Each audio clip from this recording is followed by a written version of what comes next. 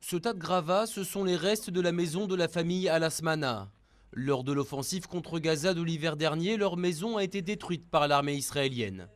Pendant près d'un an, ils ont vécu dans une tente avant que l'UNRWA, l'Office des Nations Unies pour les réfugiés palestiniens, ne leur propose enfin une solution. Les Nations Unies nous ont dit « Nous voulons vous construire une maison temporaire, un abri pour vous et vos fils. Ce sera mieux qu'une tente. » Cet abri, c'est une maison en terre, bâtie selon un procédé mis en place par le Bureau international du travail et déjà éprouvé aux Comores. C'est l'unique solution pour réaliser des logements à Gaza, car le blocus israélien s'étend aussi aux matériaux de construction.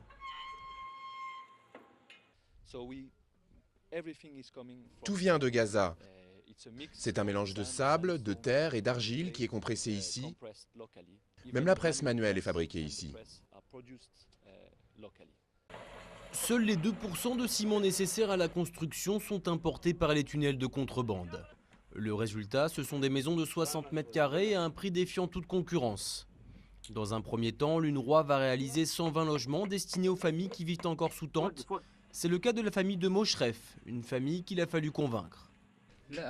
Non, je n'ai pas abandonné l'idée d'avoir une maison en dur. L'ONU nous a dit que ce serait une maison temporaire jusqu'au jour où on pourra vraiment reconstruire. Le jour où ils ouvriront les frontières et laisseront entrer des matériaux de construction. Ce jour-là, ils nous construiront une maison en ciment, notre maison définitive.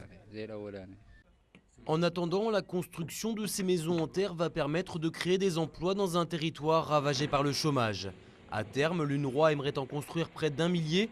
L'offensive israélienne de l'hiver dernier a détruit près de 4000 habitations et avec le blocus, Gaza souffre d'un déficit de 50 000 logements.